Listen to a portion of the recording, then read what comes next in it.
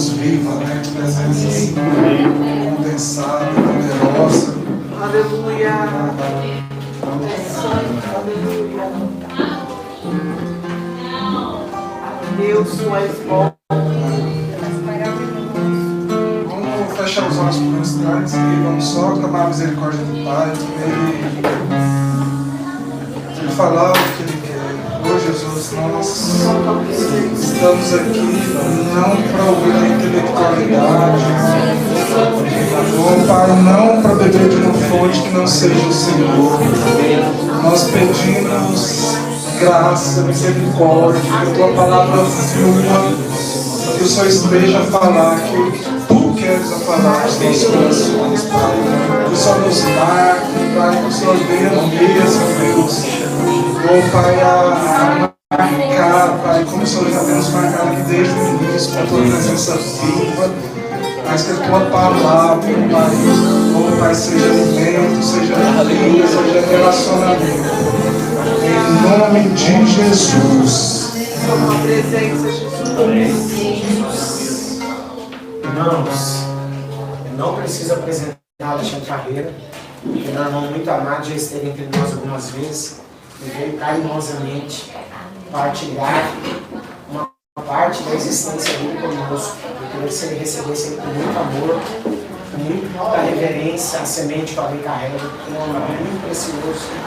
E ele falou, eu quero estar muito com os irmãos. Eu estou muito feliz, porque assim, eu teria total condições de ter ligado para ele, pedido para ele estar aqui nesse domingo, mas nós estamos tão sintonizados no Espírito, que foi ele quem me procurou esse domingo estar com você. O Pai cuida de nós, irmãos. E essa é uma noite muito especial. Senta no seu lugarzinho, aperta o cinto e fica atento à palavra de Deus.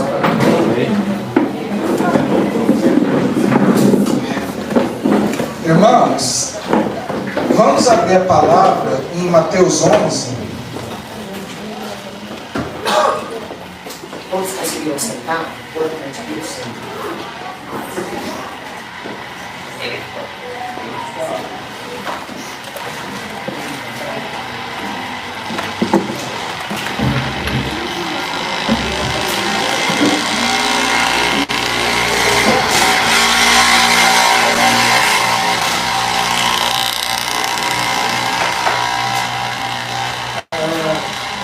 Esse é um tema muito importante e você vai ver que tem mais a ver com a gente do que parece.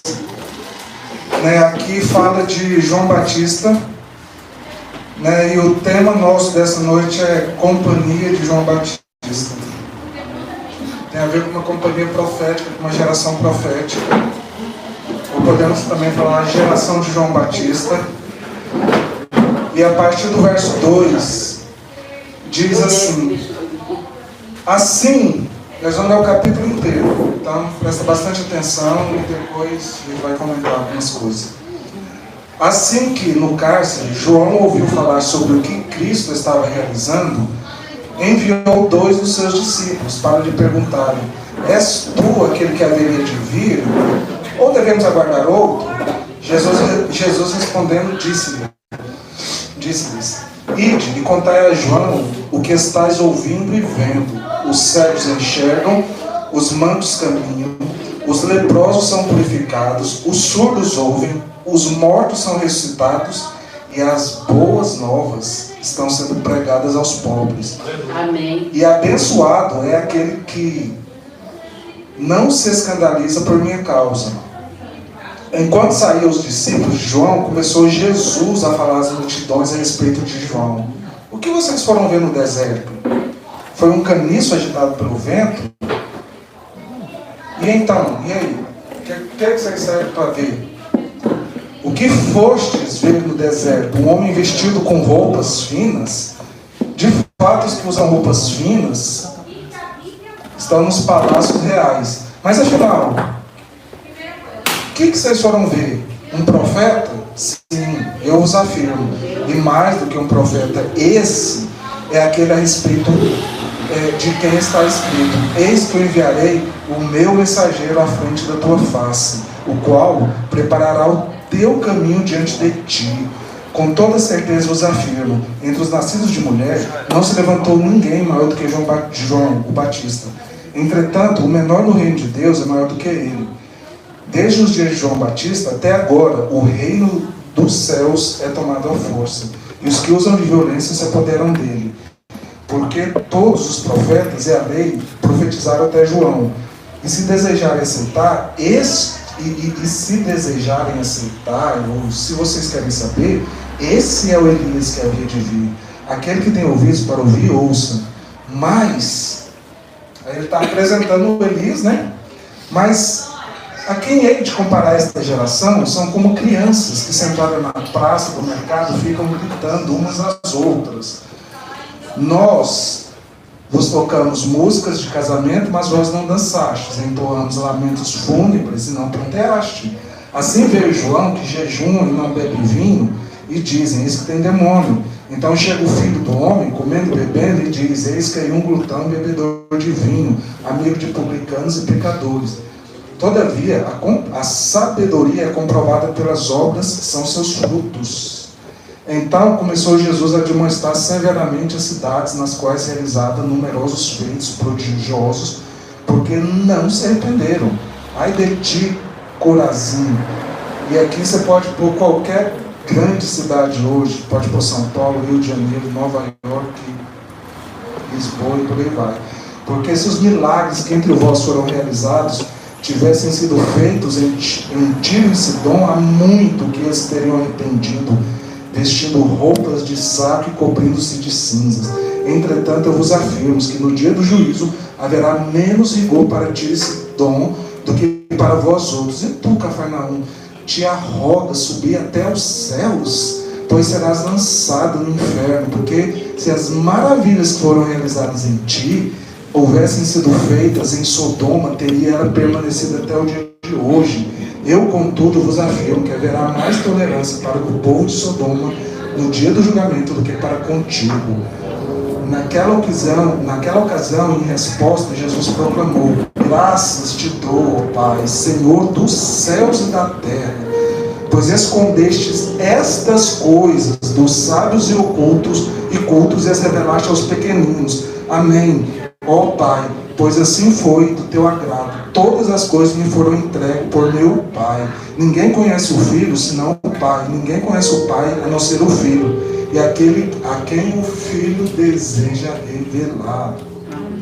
Vinde a mim, todos os que estáis cansados de carregar suas cargas pesadas, e eu vos aliviarei. Tomai vosso lugar em minha canga. Ó, que tradução bela, né? Existe um jugo, existe uma canga de Jesus e um lugar para cada um de nós. Tomai sobre vós o meu jugo, porque o meu jugo é leve e o meu fardo é suave. Então, irmãos, esse texto aqui, o que está no meu coração é você entender que ele é mais para você do que parece. Esse texto aqui tem estado na minha vida assim, durante muitos anos, acho que pelo menos desde 2003, e tem sido assim, uma constante. Não é um texto que a gente pode querer muito intelectualizar, querer colocar lá 7 pontos, 10 passos para ser João Batista.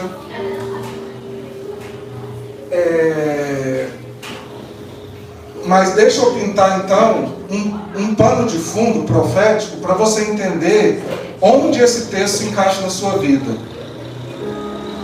E para pintar esse pano de fundo, irmãos, eu quero dizer que de Gênesis a Apocalipse, incluindo a história recente da igreja, quando Deus quer mudar radicalmente a forma como Ele lida com a humanidade, ou como Ele se revela, ou como se Ele relaciona-se com a humanidade, existe assim, quanto mais a mudança é dramática, quanto mais a mudança é impactante, muda para valer, Ele então levanta uma geração de pessoas para fazer uma transição do que era para o que vai ser. E se você ler de Gênesis a Apocalipse, nós vamos ver 3 grandes transições, de um jeito que Deus lida com a humanidade, sabe? É mudar assim radicalmente. Então vamos chamar aqui de geração, essas gerações que passaram por essa mudança, ou que carregaram o peso da mudança, ou que foram a voz de Deus para essa mudança, vamos chamar de geração transicional, amém? Porque elas viram uma transição.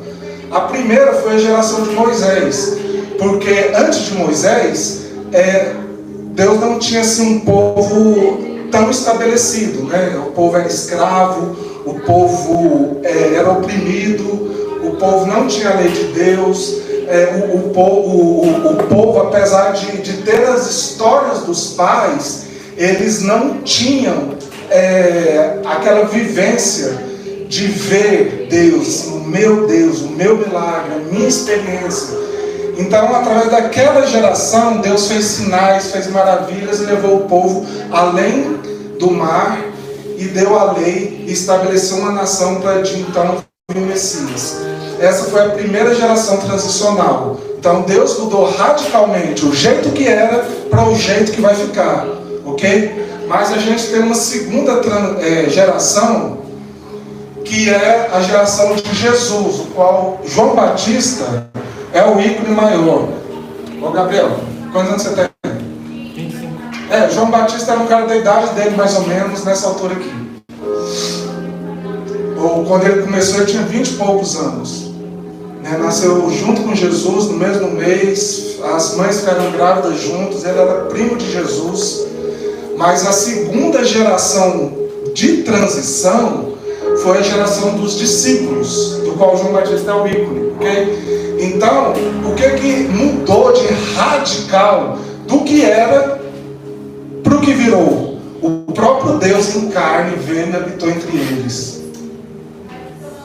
A própria glória de Israel se fez carne e habitou entre eles. O próprio Deus em carne, cheio na visitação de Deus, Deus se fez homem e introduziu um negócio novo que os judeus não conheciam. Então começou a chamar o Hashem, né, o Eterno, o nome de Pai. Pela primeira vez ele veio para você pode ser filho, e ele soprou o Espírito. E após essa geração, a grande transformação é Deus habita em nós. E isso, ele nunca vai estar mais perto de nós do que ele já está, nem depois de Jesus voltar. Amém. Só que a Bíblia narra uma terceira geração transicional, que é a geração do tempo do fim. E é interessante que dessas três gerações a Bíblia fala muito, mas sabe qual que ela fala mais? Da geração do tempo do fim. Tem capítulos e capítulos inteiros. É a geração que Deus mais fala na Bíblia. Aliás, a primeira vinda de Jesus, tem 9 capítulos, não são versículos, capítulos inteiros sobre a primeira vinda. Sobre a segunda tem 110. Então, qual que você acha que é mais importante para Deus? E a grande transformação, porque hoje, apesar de nós termos o Espírito dentro, a Bíblia fala que nós vemos como que por espelho, como se fosse uma imagem embaçada. E aí Paulo fala que como nós não vemos tão claramente, em parte nós vemos e em parte nós profetizamos. Nós temos o Espírito da profecia, o qual nós vemos no mundo espiritual, mas Deus não revela tudo ou não revela tudo de uma vez. Mas aí Paulo, nesse mesmo texto, acho que 1 Coríntios 3, ele diz: mas quando ele se manifestar, nós seremos igual a ele. Então, a gente está aqui hoje, depois de Cristo, com o Espírito Santo dentro, sendo igreja, edificando, guerreando contra o inimigo, evangelizando, trazendo a palavra, mas nós somos uma geração da volta, e quando isso acontecer, não só nós temos o Espírito, mas vamos ter corpos glorificados e seremos exatamente igual a Ele, e Ele em pessoa vai habitar no nosso meio. Amém. Amém. Agora, Segundo fundamento do pano de fundo, é que os textos na Bíblia, quando fala da vinda de Jesus, se você estava no Velho Testamento, você não conseguia perceber direito se ele estava falando da primeira volta ou da segunda, da primeira vinda ou da segunda. Você lendo os textos não sabe que era duas vindas. Vamos abrir, quer ver? Abre em Isaías 61. Alguém pode abrir em Marcos 4. Não, Lucas 4. Lucas 4, 18. E eu vou ler Isaías 61.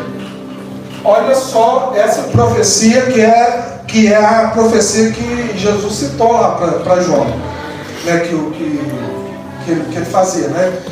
Fala assim: eis que o Espírito de Deus, o soberano, está sobre mim, para cuidar dos que estão com o coração quebrantado, proclamar liberdade aos cativos e libertação do mundo das trevas aos prisioneiros da escuridão, para anunciar o ano aceitável do Senhor e o dia da vingança do nosso Deus. Percebe que a profecia dizia que Jesus ia vir para anunciar o ano aceitável e o dia da vingança? Aí o que acontece lá em Lucas 4? Alguém abriu aí? Sim, amém. Lê aí o 18 e 19. Aí Jesus, o contexto era o seguinte: Jesus era rabino em Israel, e os rabinos, eles participavam da ordem lá da sinagoga, e cada rabino ia lá uma vez e lia a escritura onde estava, ele não escolhia. E quando chegou a vez de Jesus, ele leu exatamente esse Isaías 61 e falou assim: isso aqui é sobre mim. E aí vamos ver até onde ele lê. Lê aí. O Espírito do Senhor está sobre mim, pois que me ungiu para evangelizar os pobres, enviou-me a curar os contritos de coração, a proclamar liberdade aos cativos, a restauração da vista aos cegos, e pôr em liberdade os oprimidos, a anunciar o ano aceitável do Senhor, a justiça. Cadê o dia da vingança? É porque ele cortou, falou: isso aqui Isaías escreveu e eu não quero. Não vou fazer isso, pai, só vou fazer até aqui. Não, é porque a primeira vinda é o ano aceitável, a segunda vinda é o dia da vingança. Então, o mesmo texto, ele tem um hiato de 2000 anos. Por que eu estou falando isso? Porque a gente tem que começar a olhar para a vinda de Jesus como duas vindas. E a Bíblia diz, irmãos, que ele não viria sem antes enviar a unção do profeta Elias, sem enviar o profeta Elias para preparar o caminho, para pregar o reino de Deus, para pregar arrependimento, para aplanar as veredas. É interessante que João Batista não pregava para os de fora, para os ímpios. Ele batizava, mas batizava os da casa. Ele restaurava, ele trazia de volta, ele aplanava, ele preparava o caminho. Então, eu estou falando desse negócio porque se a Bíblia trata os textos da vinda de Jesus como se fosse uma coisa só, apesar de ter 2000 anos, você concorda que se na primeira vinda ele tinha que enviar o profeta Elias, na segunda vinda ele tem que enviar também o profeta Elias? Concorda, Adriano? E quem vai ser o profeta Elias? Eu já sei, será o Gabriel. Acontece o seguinte, irmãos.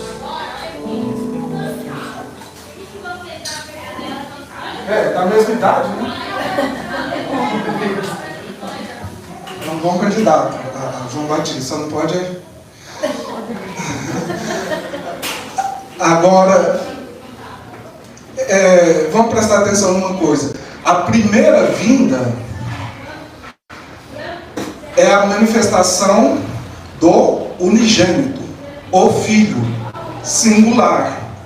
E o Adriano declarou aqui um texto, né, da Bíblia, que fala que a natureza aguarda a manifestação dos filhos. E a Bíblia fala que naquele dia, com clangor de grandes trombetas, lá da sétima trombeta e tal, os anjos em todo o mundo vão reunir aqueles que morreram em Jesus e vão ressuscitar com o corpo transformado, e aqueles que estiverem vivos eles vão carregar para as nuvens e vão se manifestar junto com o Filho. Então, se a segunda vinda, então, já não é a manifestação do Filho singular, é dos filhos, plural. Aleluia. Do qual ele é o cabeça, o Senhor.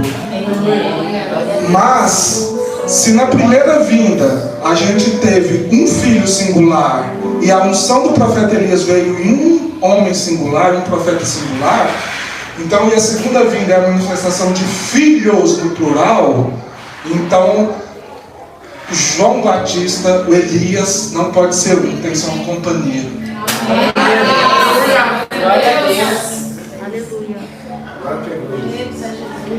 Não pode ser só o Gabriel, tem que ser mais aqui. Ainda bem.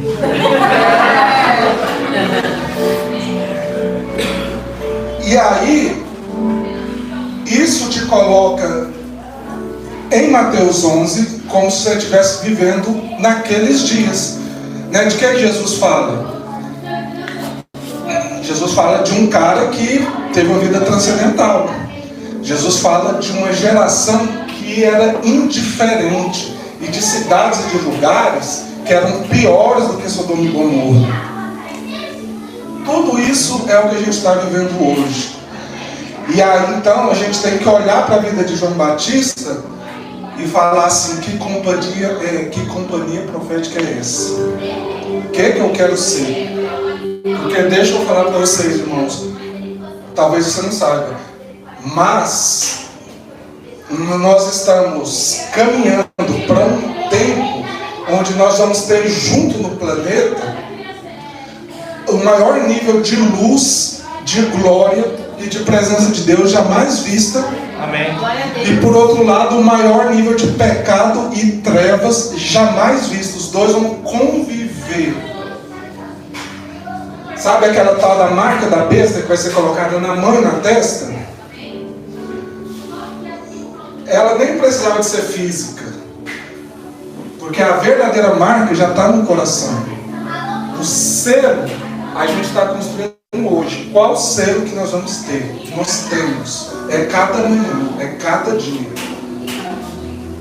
E João Batista, ele era um cara, porque assim o contexto dele era o seguinte: ele, lá no final do Velho Testamento, lá na época lá do Segundo Templo, que estava na época lá de Zorobabel, de Josué, aquele povo lá, mais no final, era uma corrupção tão grande e assim, o sistema era tão sistema, ficou tão engessado, tão que não dava mais para Deus, assim, o Deus que, sabe, a casa que era chamada de a casa santa, a casa de Deus, sabe, a Shekinah já não cabia mais. A Bíblia diz que o Espírito Santo não se afastou para o deserto. E aí passou 400 anos e houve um homem, 20 e poucos anos, apaixonado por Deus, jejum, oração, um cara que se mergulhava nas Escrituras. Tem certeza assim que ele lia Isaías assim, para cadê esse que vem? E a vida dele era, cadê? E ele assim, ele vivia movido por isso. Então ele não estava vinculado a ninguém mais do que a ele. Ele não estava vinculado, sabe, a um grande ministério, a um grande líder, a uma grande ideia, sabe. Ele não podia se decepcionar com ninguém, porque ele só estava ligado a um.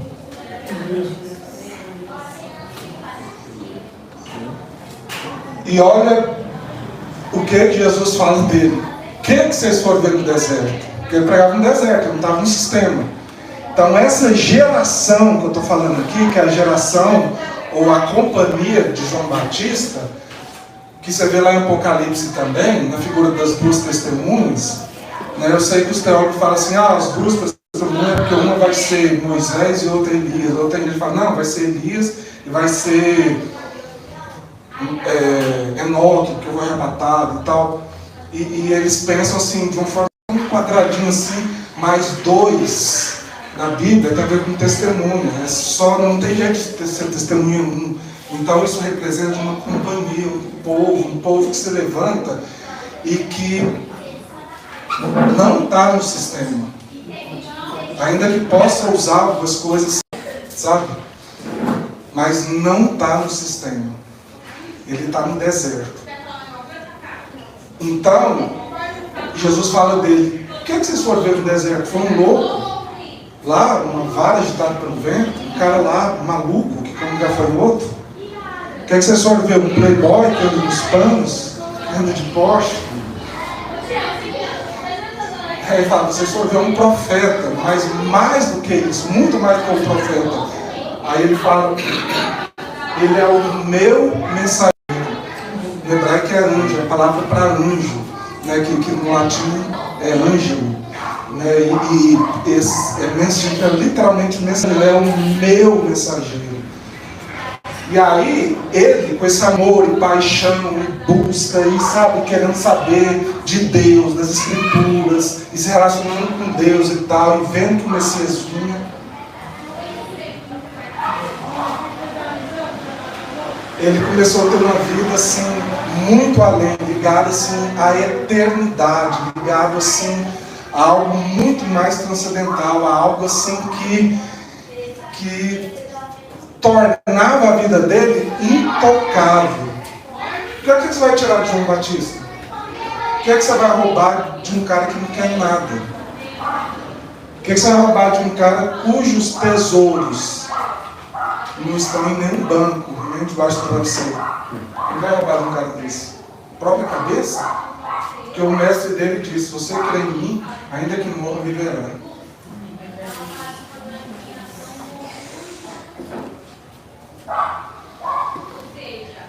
Então ele não estava vinculado à visão, a grandes líderes, mas ele estava vinculado a um homem, a Jesus de Nazaré, que tornava a vida dele acima, né? Acima. E aí ele é aquele cara que, porque ele foi para o deserto com essa sede, sabe? Ele viu que não era nada daquilo do sistema, ele foi para o deserto. E onde o Espírito Santo estava? Lá, desde os 400 anos atrás, no deserto. E ele começou a ouvir a voz daquele que clama no deserto. O Espírito Santo clamava, irmãos, e ele clama hoje.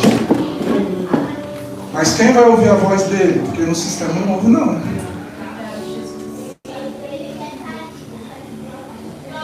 Ele foi lá para o deserto porque o amado estava lá. Ele não gostava de deserto. Ninguém gosta de deserto. Ele não era beduíno. Mas tinha alguém lá. E ele ouviu a voz. E aí, ele não se tornou só um mensageiro. Ele se tornou a voz. Completamente diferente de quando eu falo alguma coisa porque eu aprendi, porque quando aquilo encarna e eu passo a ser aquela voz. Então João Batista é chamado de a voz. Entende, irmãos?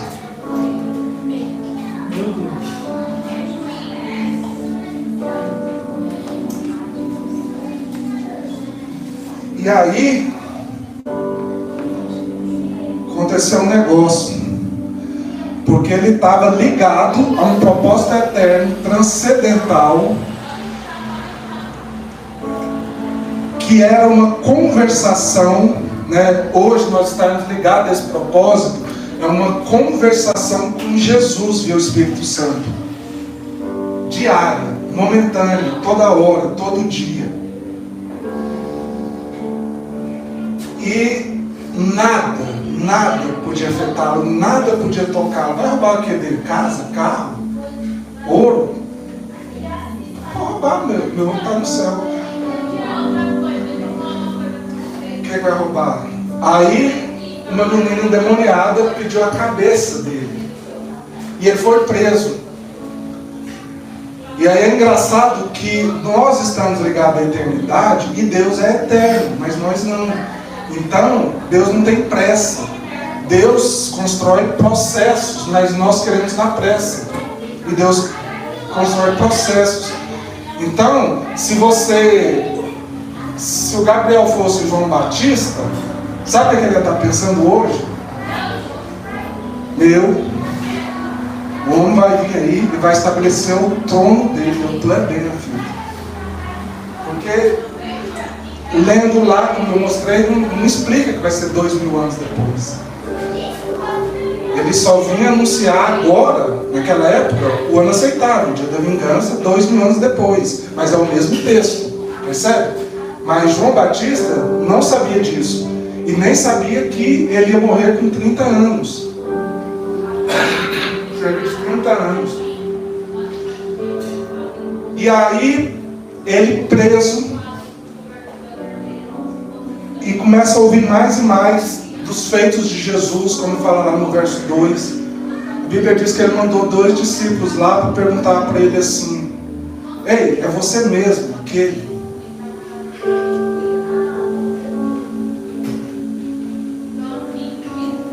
Eu tenho por mim que ele não vacilou, que ele sabia que era Jesus. Mas eu acho, assim, uma coisa minha, que ele em parte queria mandar esses 2 discípulos lá para ver, para ter um encontro, para dar com ele. E em parte ele queria ouvir mais algo dele. E aí Jesus, ele podia... vai lá e fala para o João, que está escrito aqui, que o Messias nasceu em Belém, da tribo de Davi, lá filho de Davi. Minha certidão de nascimento aqui, vai lá para ele. Fala que ele ia fugir para o Egito, minha mãe fugiu para o Egito. Assim, tudo até agora no escritor foi eu mesmo. Ele podia querer provar cientificamente quem ele era. Não, ele vai citando aquele texto que João Batista amava e era apaixonado. Vai lá e fala para ele que os cegos estão vendo. Aleluia. Meu Deus. Os surdos estão ouvindo. E aos pobres está sendo anunciado as boas novas. E aí ele fala uma coisa a mais. E fala para ele o seguinte: bem-aventurado aquele que não se escandalizar de mim. E essa palavra, ela foi traduzida assim no português arcaico, né? E talvez escandalizar não faz a gente pensar muito no que Jesus está querendo dizer. No inglês é offended. Então significa bem-aventurado aquele que não se ofender comigo, aquele que não perder a fé em mim, aquele que confiar até o fim, aquele que não se revoltar. Por quê? Porque no processo de Deus vai acontecer coisas que você nunca imaginou. Mas o amor dele não mudou. Ele fala: bem-aventurado aquele que, quando acontecer essas coisas, ele falou para alguém que ia perder a cabeça. Ele não falou para alguém que perdeu o pai, que perdeu a mãe, sabe? Ele falou para alguém que ficou cego, para alguém que foi atropelado por um carro. Ele falou para alguém que ia ser guilhotinado no outro dia, um tempo depois. E falou assim: fala lá para o João, bem-aventurado quem confia no meu processo.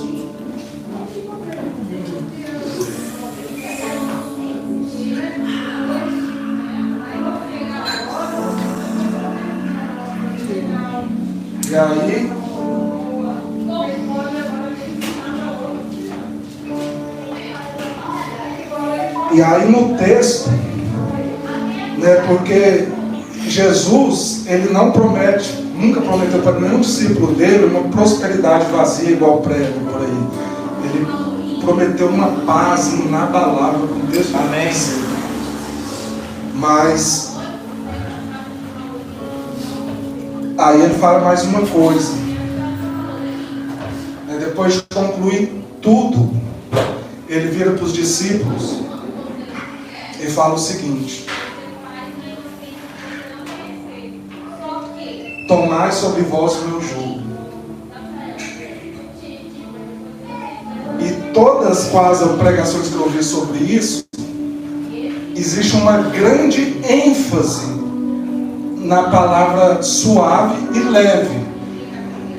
Então, tomar sobre o meu jugo, né? Suave e leve. né? Assim, ninguém presta atenção muito assim no jugo. Só que ele é suave e leve. Aí, mas os caras podem até trocar na pregação a palavra do jugo por banheira de hidromassagem. Por quê? Mas alguém sabe o que é um jugo? Alguém já viu? Eu sei. É alguma coisa do boi. Alguma coisa Esse menino da cidade grande, né? Alguma coisa que está te escravizando. Por exemplo, né? Alguma coisa que está te fazendo sofrer. Isso abstratamente é. Mas literalmente. A canga, a ideia é a seguinte: você pega um boi mais velho, tá? E põe numa canga com um boi mais novo. Porque o boi mais velho sabe para onde tem que ir. E o boi mais novo, se você deixar, ele vai para caminhos errados. Então, se você pôr o boi com a canga e o boi mais velho com o boi mais novo, o boi mais velho vai dirigir o boi mais novo para onde ele tem que ir. Então, esse jugo do Senhor sobre nós é leve e suave, mas para nos levar onde a gente tem que ir. É para a gente segui-lo e não para a gente ficar disputando com ele para onde a gente quer ir. Essa é a O ideia jugo da canga. é um negócio que ele põe Então é aquela canga que pescoço, a canga. fica nos dois bois, daí a carroça fica atrás. Entendeu? Fica nos dois bois. Tem gente que quer passar os bois na frente, né? A carroça na frente. Mas é o Ficou mais seguinte. claro? Canga. Eu estava conversando com o irmão que ele trabalhou com esse negócio de boi e ele fala que às vezes ele pegava um boi selvagem e ele não aceita de jeito nenhum você colocar a canga. E ele é mais forte, ele quebra a canga, né, o boi selvagem. Então é um processo de amansar o boi para ele poder aceitar. Por quê? Porque a ideia da canga, ela não dá certo, a ideia do jugo não dá certo se o boi vai para onde ele quiser ir, né? Tem alguém lá em cima, ainda que ele seja mais forte, ele está submisso ali e aprendeu a ser submisso voluntariamente, né? Na versão aqui King James, eu nunca tinha lido, ele fala assim,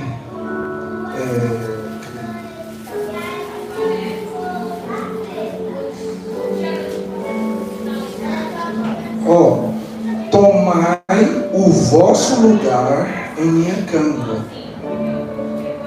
Existe um lugar para você. Agora, a gente nunca pode esquecer as palavras que Jesus falou para Paulo, né? Ele fala assim: Paulo, dura coisa é recalcitrar contra os aguilhões. Sabe o que era aguilhões? Porque a canga, o boi podia até quebrar se ele quisesse. Ele tinha um ferro assim, espetado assim, quando mais o nosso braço, mais o nosso braço. Jesus falou, né?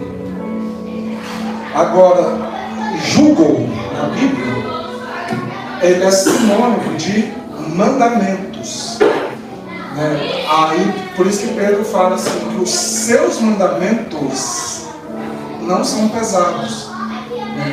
O mesmo texto aqui, ó, o meu jugo não é pesado, o meu jugo é leve. Então, é a lei de Deus fluindo em nós, os mandamentos que Ele tem hoje para nós.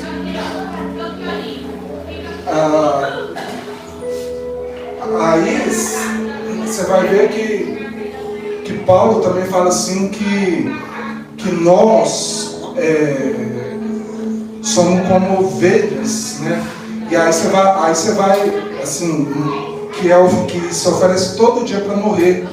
Aí você vai ver, aí quando você começa a olhar do ponto de vista de João Batista, aí várias declarações de Paulo, tipo, esmurro meu corpo, tipo, deixo para trás o que fica e prossigo para o alvo. Quando ele fala assim, todos os dias nós somos oferecidos como ovelha ao matador. Então, isso tudo nos leva a perceber que essa geração, que essa companhia profética de João Batista, ela, que é a geração da mudança, a geração do fim, a geração que vai ver a volta, a geração que vai ver o reino se estabelecendo, sabe? Assim, ele vai voltar, né, irmãos? Aleluia! Aleluia. Porque se ele não voltasse, Para que a gente estaria aqui, né? Queria ser mentiroso. Mas ele vai voltar. Então essa geração, ela aprendeu, ela aprende, né? São as duas testemunhas de Apocalipse, são 144 mil, são figuras de uma companhia, tá? A unção do profeta Elias vindo de uma pluralidade, um povo que se levanta e está com o coração ligado só nele, com comunhão permanente, sabe?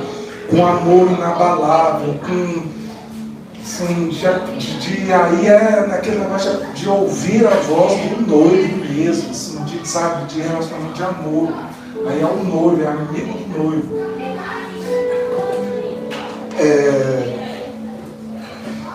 Então,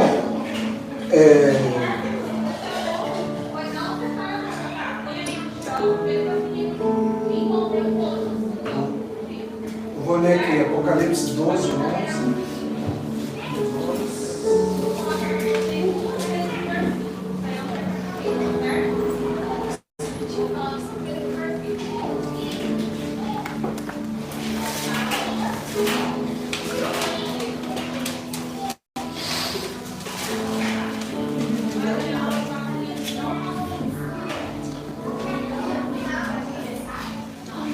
Isso aqui está falando dessa companhia, tá? Porque eu falei, daqui 10 anos, nós vamos ver na Terra as maiores trevas e as maiores luzes, e a maior luz. E à medida que se aproximar, né, aí vai ter avivamento, perseguição, vai ter tudo, né? E aí fala assim: eles, portanto, venceram por causa do sangue do Cordeiro e por intermédio da palavra do testemunho que anunciaram. Posto que, face a face com a morte, não amaram mais a própria vida.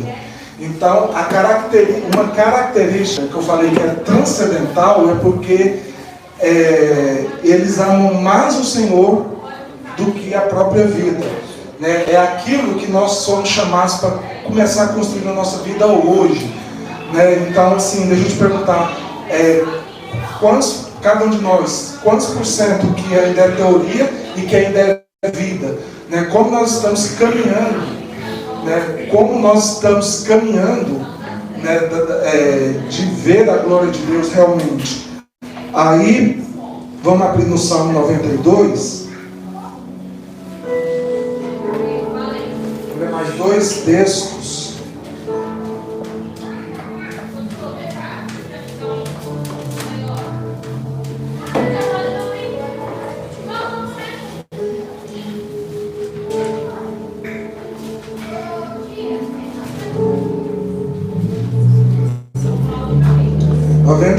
Verso 9.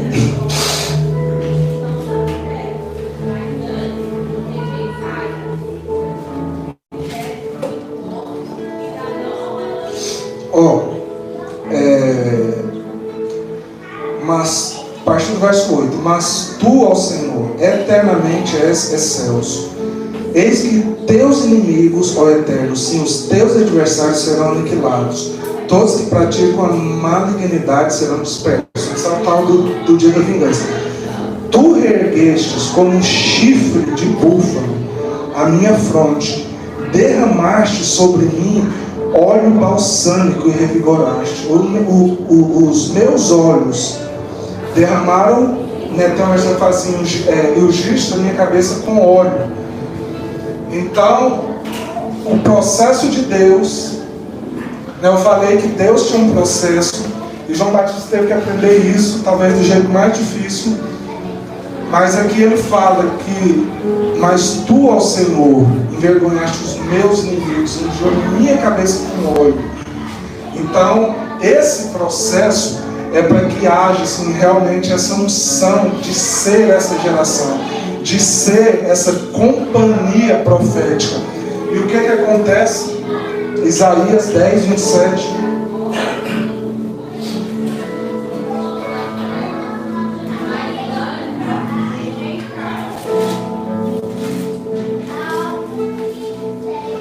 Lembra lá que Deus pegou o boi selvagem, por meio dos processos dele, ensinou o jugo, ensinou ele a andar nos mandamentos. Isso é a graça. É a graça que nos ensina, é a graça que nos constrange, é a graça que nos leva a andar no amor de Deus. E aí os inimigos vêm, mas ele unge a nossa cabeça. E aí finalmente, em Isaías 10, 27,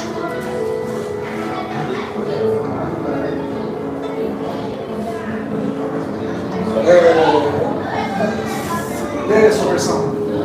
E acontecerá naquele dia que a sua carga será tirada do teu ombro e o seu jugo do teu pescoço, e o jugo será despedaçado por causa da unção. Amém. Glória a Deus. Leia da sua versão o 92, o Salmo 92, 9 e 10. Lembra que você era um boi submisso a Deus? Pois eis que os teus inimigos, Senhor, eis que os teus inimigos perecerão, serão dispersos todos que praticam a iniquidade. Porém, tu exaltarás o meu poder, como o do boi selvagem, serei ungido como óleo fresco. Então percebe que a companhia de João Batista, ele é submisso ao rei, a quem ele tem que ser. Perante ele é um boi submisso e fala e se submete. Sabe o que significa a palavra subjugado? É um cara que está debaixo do jugo. Então ele se subjuga voluntariamente a Jesus. Mas quando os inimigos vêm, ele te transforma num boi selvagem. E o boi selvagem, o jugo não aguenta. Ele te unge a cabeça com óleo e a unção não quebra o jugo, irmãos.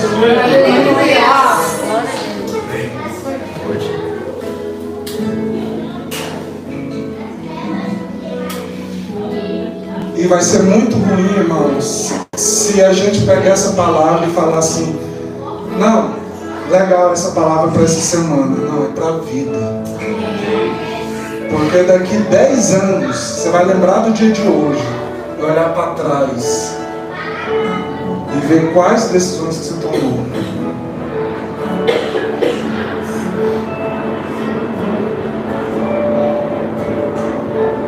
Porque a Bíblia diz que aqueles que não adorarem a besta e não receberem a marca vão reinar com Cristo.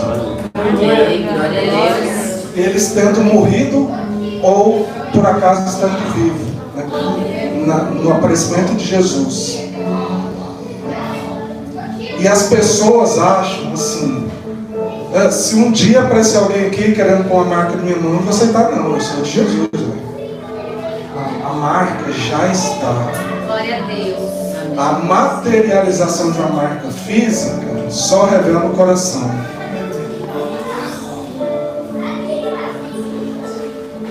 Então,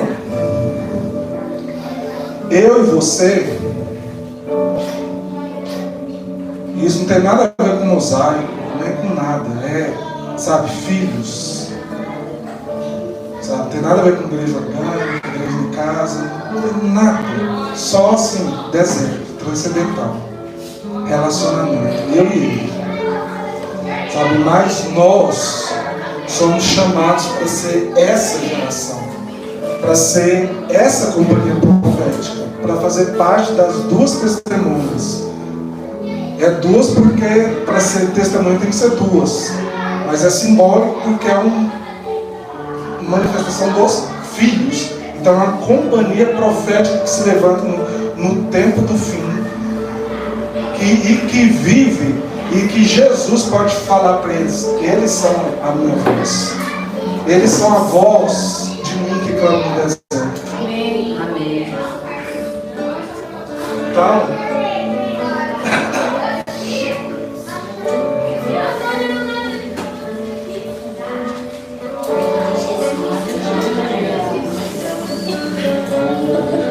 o Adriano baseado nesse tema, ele vai junto com nós aqui, né?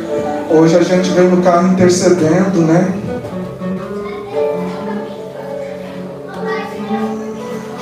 Aí a moça olhou para mim e falou assim: você vai pregar sobre a companhia de João Batista? E ela falou que eu tinha que falar mesmo, e eu não sabia direito o que falar, porque, como eu falei, isso aqui não tem didática. Isso aqui é atemporal, é eterno, não dá para falar 10 pontos, 3 pontos, dá para você mergulhar e, sabe, conclamar. E os irmãos do louvor, junto com o Adriano aqui, vão ministrar, e nós vamos, assim, reafirmar uma nossa aliança com Deus, né, de ser essa geração, de ouvir a voz dele, sabe, de ser a voz dele. Amém? Amém. Amém, irmãos. Irmãos, o Alexandre Barreira não participou do nosso grupo de conexão, nem tampouco eu conversei com ele sobre o que nós temos conversado, Felipe, e a porção que você trouxe, que a gente pôs na mesa.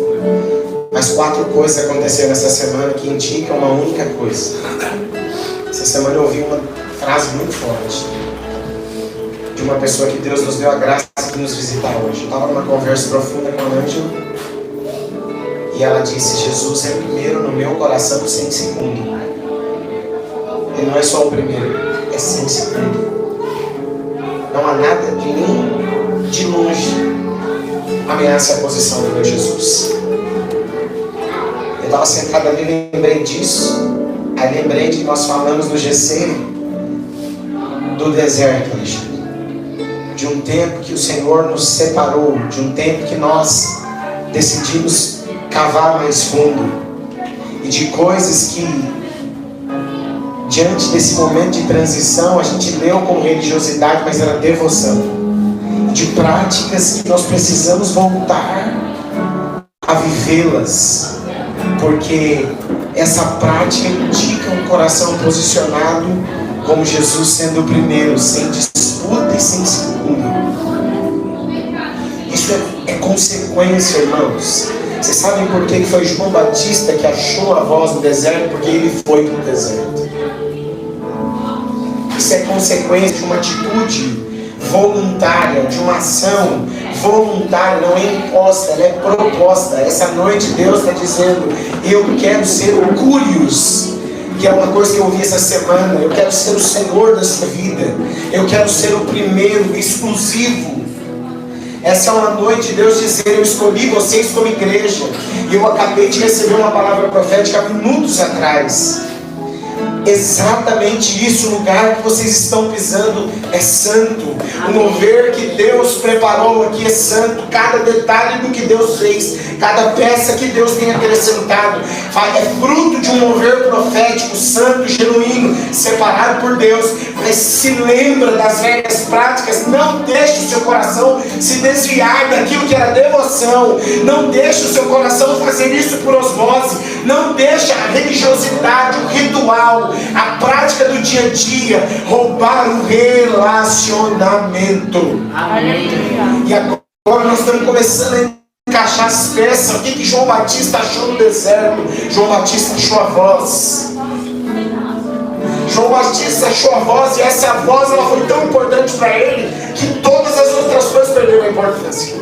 Sabe, irmãos, uma geração que é companhia de João Batista, que está debaixo desse espírito, ela vai ser mal compreendida nesse mundo.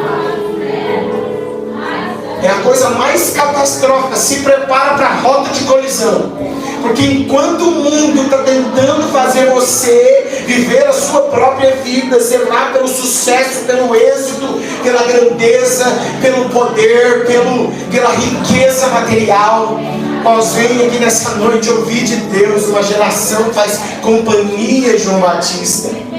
Um homem que decidiu pegar o seu coração e dizer: não. Sabe, irmãos, eu me lembrei do encontro de João Batista com Jesus.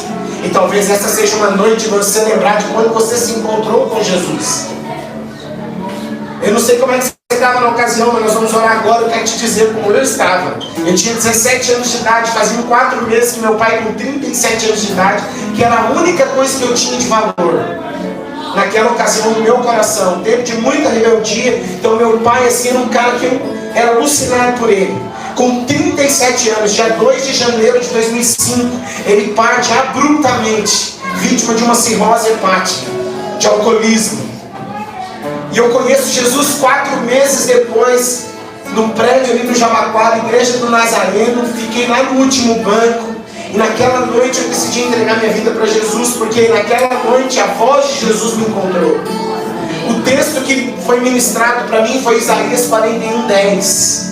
Não temas porque eu sou contigo, não te assombres porque eu sou o Senhor teu Deus. Eis que envergonhados e confundidos serão todos aqueles que contenderem contra ti, você os procurarão e não os acharão. Sabe, irmãos, quando a Alexandre pregou aqui que nós vamos estar diante da luz mais intensa que já raiou, de um avivamento, das trevas mais densas que já se viu, eu quero te dizer que parte dessa luz vai resplandecer através de ti. Glória a Deus. É as pedras vivas sendo posicionadas para que a luz e a edificação do reino de Deus aconteça.